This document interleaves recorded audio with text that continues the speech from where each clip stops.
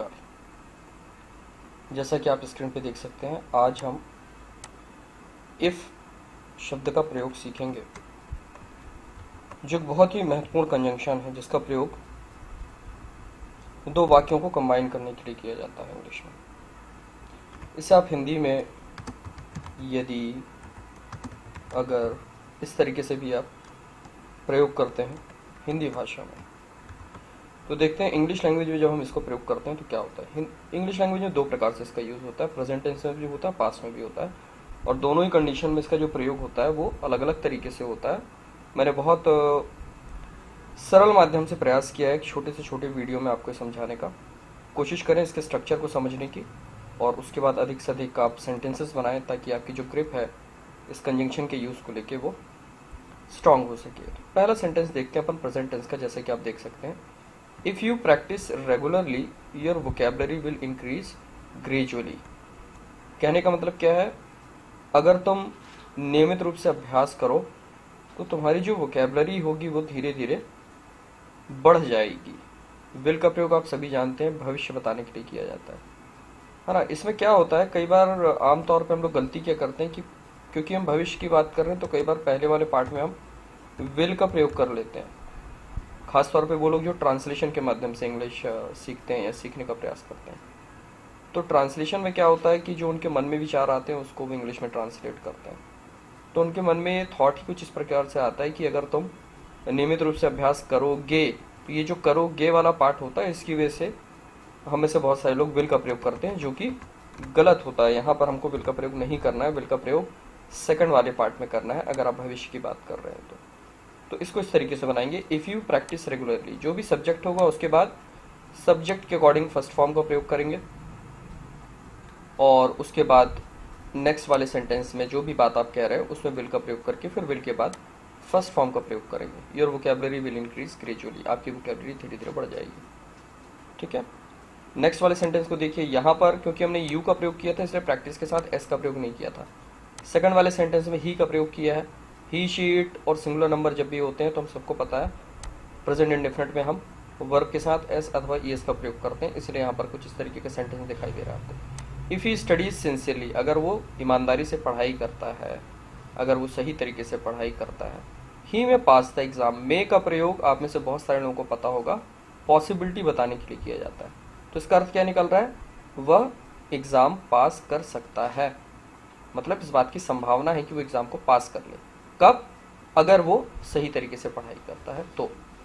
कहने का मतलब ये है कि इसका प्रयोग जब हम करते हैं इफ़ का प्रयोग, तो कोई ज़रूरी नहीं कि उसमें विल का ही प्रयोग होगा।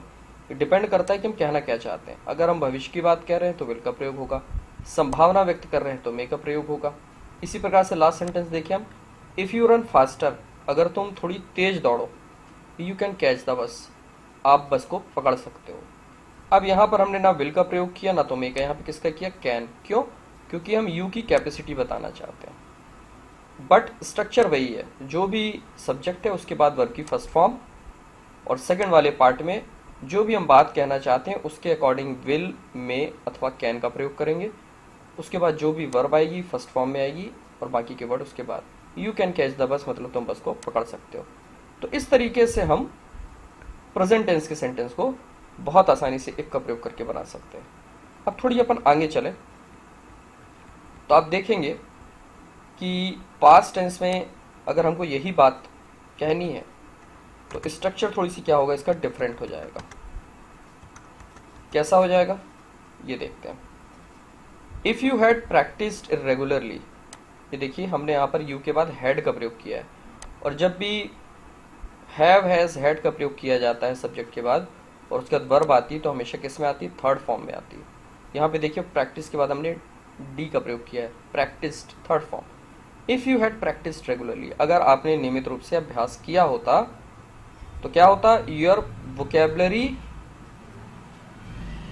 विल हैव, यहाँ पे एक एरर है, यहाँ पे विल नहीं आएगा। पास्ट में जब हम बात करते हैं तो विल की जगह हम किसका प्रयोग करते हैं, वुड का प्रयोग करते हैं। Your vocabulary would have increased gradually, अगर तुमने नियमित रूप से अभ्यास किया होता तो तुम्हारी वोकेबलरी धीरे धीरे बढ़ जाती।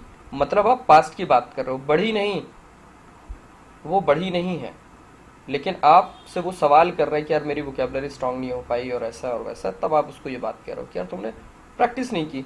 If you had practice regularly, अगर तुमने नियमित रूप से अभ्यास किया होता, your vocabulary would have increase, तुम्हारी वोकेबलरी धीरे धीरे इंक्रीज हो गई होती, बढ़ चुकी होती, बढ़ गई होती।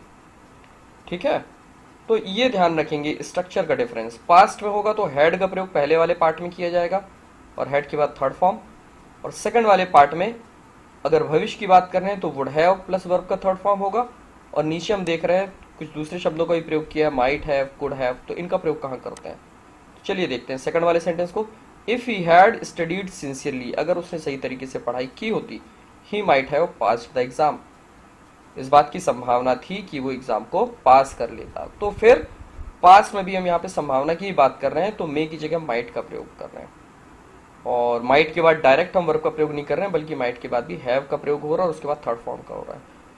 तो पास्ट में would have plus verb third, might have plus verb third, जो भी हम बात कहना चाहते हैं उसके अकॉर्डिंग यूज होगा। अगर उसने सही तरीके से पढ़ाई की होती तो शायद वो एग्जाम को पास कर लेता, आप ये कहना चाहते हैं।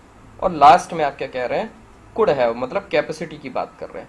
If you had run faster, अगर तुम थोड़ी तेज दौड़े होते, you could have caught the bus, तुमने बस पकड़ ली होती।